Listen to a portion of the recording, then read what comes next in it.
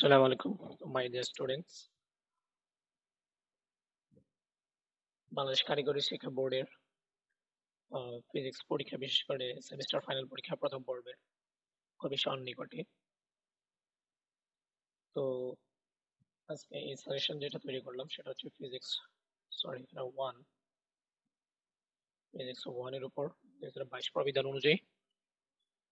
তো এটা শুধু সিভিল, মেকানিক্যাল, ইলেকট্রিক্যাল শুধু এরকম না, যত টেকনোলজি আছে সব টেকনোলজির জন্য একসাথে কম্বাইন করে করা। যদিও অনেক সময় দেখা যায় টেক্সটাইলের প্রশ্নটা একটু অন্য টেকনোলজির তুলনায় একটু ভিন্ন হয়েছে, বাট এই সেশনটা এরকম ভাবে করা যে এখান থেকে আশা করি সব কমন পড়বে ইনশাল্লাহ।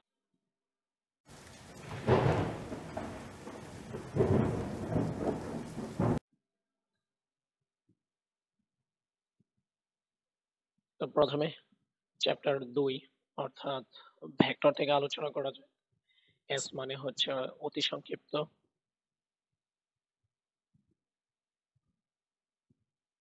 যেখানে এম মানে হচ্ছে সংক্ষিপ্ত এবং এক্সেল মানে হচ্ছে রচনামূলক।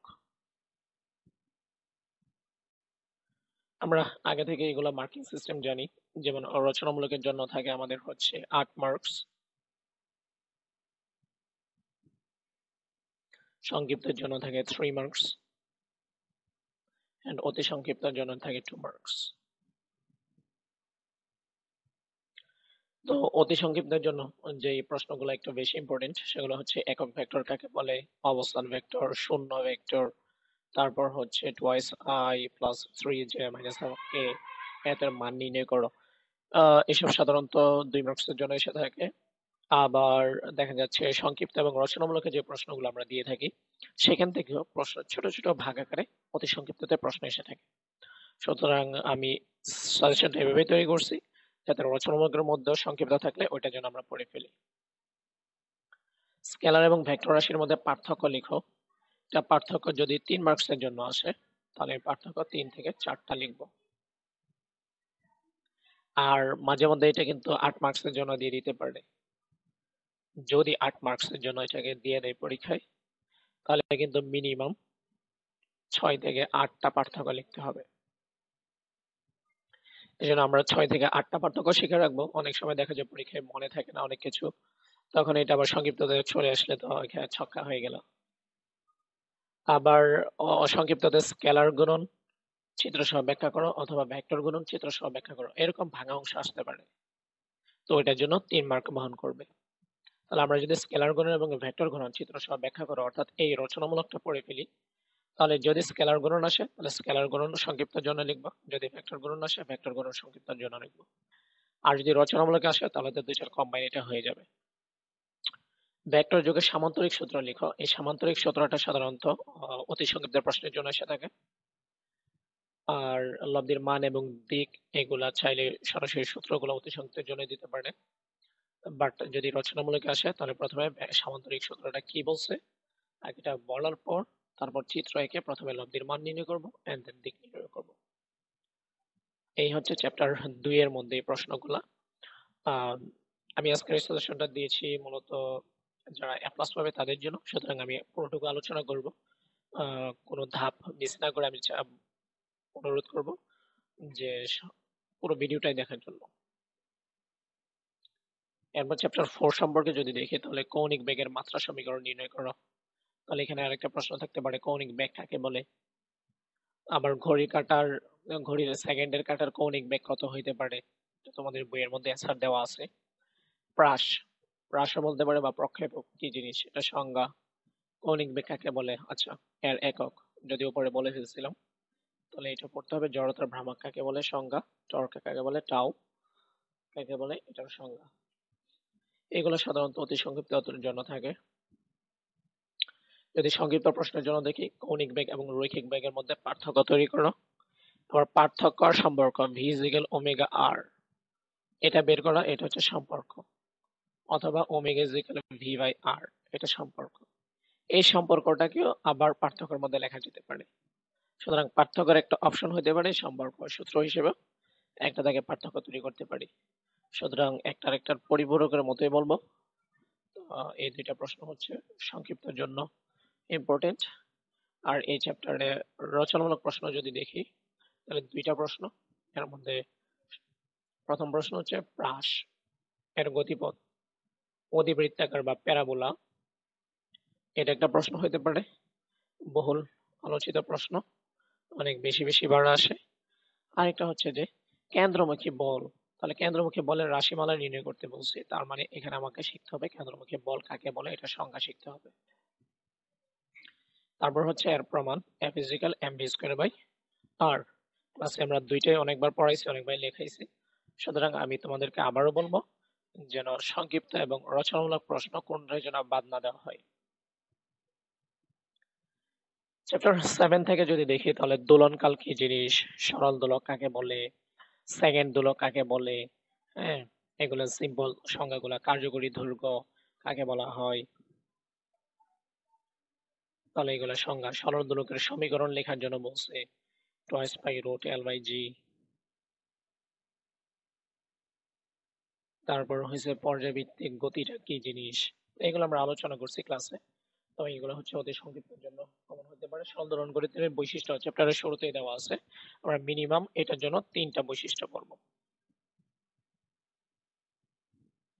সেকেন্ড দোলকের কার্যকরী দৈর্ঘ্য বের করা, কার্যকরী দৈর্ঘ্য অর্থাৎ এই সূত্র থেকে আমরা কার্যকরী দৈর্ঘ্য এলটা বের করব, যেখানে time T is equal 2 second, তাহলে স্কোয়ার করে রুট উঠাইয়া এলটাকে অপর পাশে নিলে আর টি এর মান 2 সেকেন্ড বসালেই হয়ে যাবে।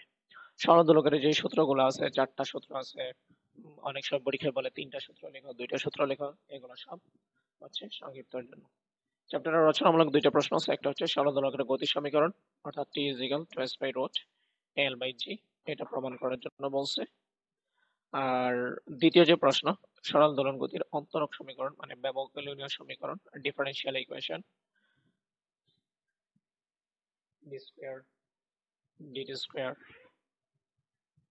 হ্যাঁ, এভাবে যে সূত্রটা ছিল ওইটা প্রমাণ করতে গেলে আমাদের এই 10 নম্বর প্রশ্নে যে অর্ধেকটা আছে অর্ধেকটা থেকে এরপর এখানে চলে যেতে হয়, অর্থাৎ কিছুটা 10 নম্বরের মতো লিখে তারপর এখানে যেতে হয়।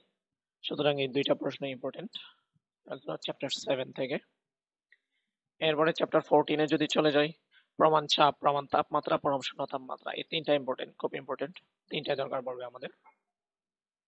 এরপর হচ্ছে আদর্শ গ্যাস কাকে বলে, বয়েল এবং চার্লসের সূত্র মেনে চলে তারা, এগুলো সব অতি সংক্ষিপ্তের জন্য। সংক্ষিপ্তের জন্য যদি দেখি বয়েলের সূত্র বিবৃতি করা এবং ব্যাখ্যা করা, আবার চার্লসের সূত্র বিবৃতি করা এবং ব্যাখ্যা করা।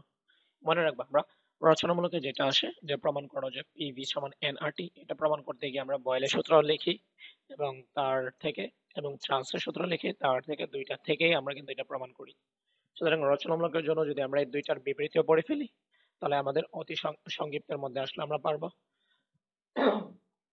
আবার অতি সংক্ষিপ্তের মধ্যে যদি বয়েলের সূত্রটা লিখতে বলে বা চার্লসের সূত্র লিখতে বলে তাহলে আমরা লিখতে পারবো।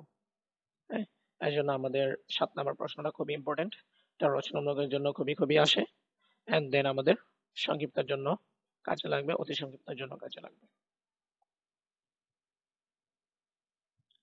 নেক্সট চ্যাপ্টার 5 থেকে যদি আলোচনা করি তাহলে বলের মাত্রা সমীকরণ নির্ণয় করো, বলের একক বা এসআই একক লিখো, হ্যাঁ, তাহলে এগুলো ইম্পর্টেন্ট থাকতে পারে। নিউটন এবং ডাইনের মধ্যে সম্পর্ক লিখো, এটা আসতে পারে। 5 নিউটন বলতে বল বলতে আমরা কি বুঝি, সীমাস্থ ঘর্ষণ গুণাঙ্ক কাকে বলে, বা স্থিতি ঘর্ষণ গুণাঙ্ক কাকে বলে, এগুলো সবগুলো হচ্ছে অতি সংক্ষিপ্তের জন্য। সংক্ষিপ্ত প্রশ্নের মধ্যে নিউটনের দ্বিতীয় সূত্র থেকে প্রথম সূত্র প্রতিপাদন, অর্থাৎ দ্বিতীয় সূত্র F is equal ma থেকে আমরা এরকম প্রমাণ করব V is equal u, প্রথম সূত্র mu s tan থিটা, ক্লাসে অনেকবার পড়ানো হয়েছে, অর্থাৎ স্থির কোণের ট্যানজেন্টের মান হচ্ছে স্থিতি ঘর্ষণ গুণাঙ্ক। আর ঘর্ষণের সুবিধা অসুবিধাগুলো লেখা, এটা যদি 3 মার্কসের জন্য আসে, সংক্ষিপ্তের জন্য আসে তাহলে ছোট করে লিখবো, আর যদি রচনামূলকের জন্য আসে তাহলে আমরা অনেক বড় করে লিখবো। তারপর রচনামূলক আমরা বলছি F is equal ma বা P is equal mf, দুইটা একই জিনিস, অনেক সময় কনফিউজ করার জন্য F বলকে P দ্বারা প্রকাশ করে আর A কে F ত্বরণ দ্বারা প্রকাশ করা হয়। আর হচ্ছে ভরবেগের নিত্যতা সূত্র বর্ণনা করো, ফার্স্ট অফ অল ভরবেগের নিত্যতা সূত্রটা কি জিনিস এটা বলতে হবে, এন্ড দেন তাকে প্রমাণের পরে যেতে হবে। এই হচ্ছে চ্যাপ্টার 5। চ্যাপ্টার 3 তে খুব ইম্পর্টেন্ট এবং ইজি। ত্বরণ কাকে বলে, বেগ কাকে বলে, এর মাত্রা কি, ত্বরণ কি মন্দন একই জিনিস কিনা, তাহলে ত্বরণের একক মন্দনের একক সেম, তাৎক্ষণিক বেগ কাকে বলে, সময় ব্যবধান যখন খুব ছোট হবে তখন, 36 কিলোমিটার পার সেকেন্ডকে মিটার পার সেকেন্ড, তাহলে কিলোমিটারকে মিটার প্রকাশ, তার মানে 1000 দ্বারা গুণ করলে অ্যান্সার হয়ে যাবে। তারপর আমরা পড়ছিলাম ভি স্কয়ার সমান U square plus twice S প্রমাণ করো। এখানে এস এফ এর জায়গায়, সরি এ এর জায়গায় এফ কে ত্বরণ দ্বারা প্রকাশ করা যায়, এভাবে দিতে পারেন পরীক্ষায়। পরন্ত বস্তুর 3টা সূত্র আছে, তাহলে 3টা সূত্র যদি লিখতে বলে, আবার প্রমাণ করো যে S equal UT plus half AT square, A এর জায়গায় যদি এফ দিয়ে দেয় তাহলে এফ এর এফ টি স্কয়ার। তাহলে এটা রচনামূলক প্রশ্নের জন্য আছে। আর রচনামূলক আরেকটা প্রশ্ন হইতে পারে, একটা ম্যাথ আসে, সেটা হচ্ছে এরকম বলতে পারে যে একটা বস্তু পঞ্চম সেকেন্ড বলছি আমি, হয়তো তারা বলতে পারে চতুর্থ সেকেন্ডে, হয়তো তারা বলতে পারে সিক্স সেকেন্ডে। এখানে এটার মান পরিবর্তন থাকতে পারে, বাট ম্যাথটা সেম হবে, অ্যান্সার সেম হবে। চ্যাপ্টার 6 এ যদি দেখি মুক্তিবেগের সংজ্ঞা, মুক্তিবেগ কাকে বলে, জি এর মান, অর্থাৎ মহাকর্ষীয় ধ্রুবক জি এর মান 6.673 × 10⁻11 newton metre square per KG square বলতে আমরা কি বুঝি, অভিকর্ষ ত্বরণ কাকে বলে, আচ্ছা বস্তুর ওজন কোথায় কম বা বেশি হবে, আমরা জানি ভর, ভর হচ্ছে এম, ওজন হচ্ছে ভরের সাথে যদি জি গুণ করি তাহলে এফ, এফ হচ্ছে ওজন হয়ে যাবে, তখন এটাকে আমরা ডব্লিউ দ্বারা প্রকাশ করতে পারি, ধরো W is equal M G. তাহলে জি এর মান কোথায় কম কোথায় বেশি, তাহলে যেখানে জি এর মান কম হবে সেখানে ওজন কম হবে, যেখানে জি এর মান বেশি হবে সেখানে ওজন বেশি হবে। আমরা জানি মেরুতে জি এর মান কম থাকে, সুতরাং এখানে ওজন কম হবে, বিষুবে মেরুর জি এর মান বেশি থাকে, এজন্য এখানে ওজন বেশি হবে। ভর 10 কেজি বলতে 10 কেজি হলে তার ওজন কত, তাহলে 10 এর সাথে হচ্ছে আমরা 9.8 গুণ করব, তার মানে হবে 98 নিউটন, এটা হচ্ছে ওজনে আসবে। তারপর মহাকর্ষ বল কাকে বলে, এটা একটা সংজ্ঞা হতে পারে। অভিকর্ষ ত্বরণ বস্তুর ভরের উপর নির্ভর করে না, অর্থাৎ অভিকর্ষ ত্বরণের সূত্রটা যখন আমরা লিখবো তখন দেখবো এখানে এম কোনো কাজ করতেছে না, অর্থাৎ এম থাকে না, সুতরাং তার ভরের উপর নির্ভর করে না, এম কনস্ট্যান্ট হয়।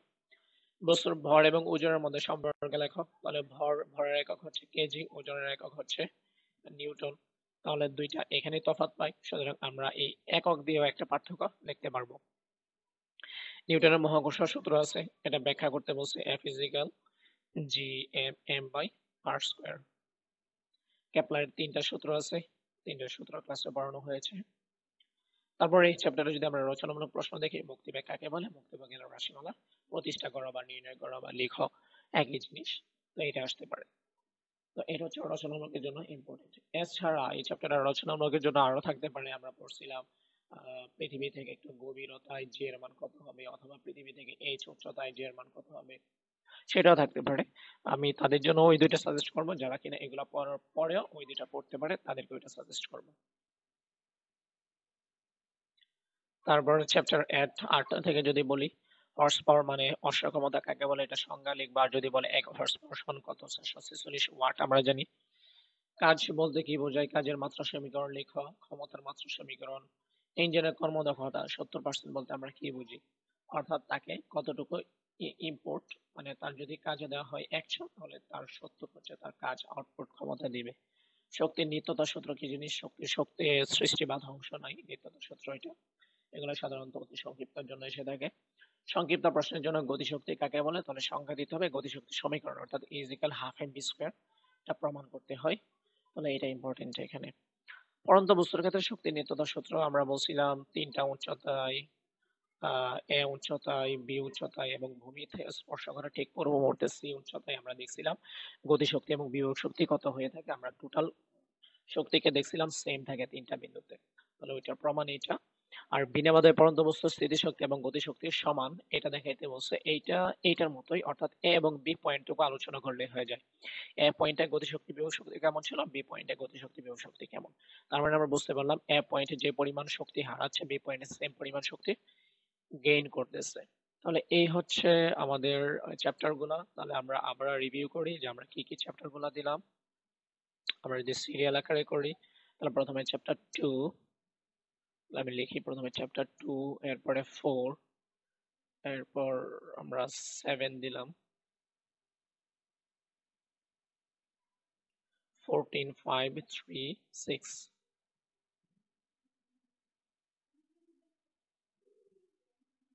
4, 14, 5, 6, 3, 8 1 2 3 4 5 6 7 8 তাহলে 14 5 6 3 8 14 5 3 6 8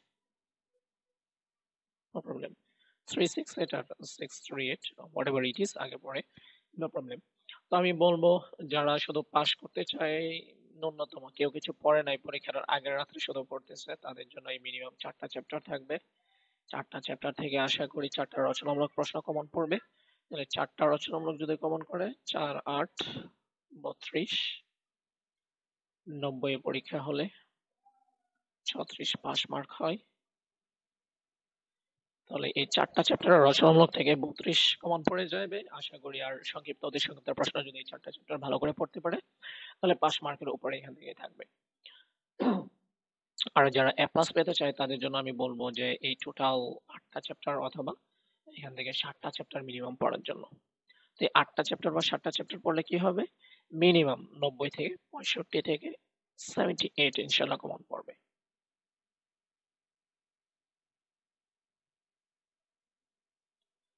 আর 90 থেকে এত কমন পড়া মানেই আমি বলবো যে সে এ প্লাস পাওয়ার যোগ্য বা এ প্লাস পেয়ে যাবে সুতরাং এই কয়েকটা চ্যাপ্টার বাই সিরিয়াল পড়ার জন্য বলবো বেশি বেশি এবং যে প্রশ্নগুলো লিখে দিলাম এই প্রশ্নগুলো খাতায় পরীক্ষার আগে যত বেশি পারা যায় তত বেশি লিখে লিখে প্র্যাকটিস করার কথা বলবো এছাড়াও ক্লাসে যেগুলো পড়াইছি বা আলোচনা করছি বা বোর্ডে 2020 থেকে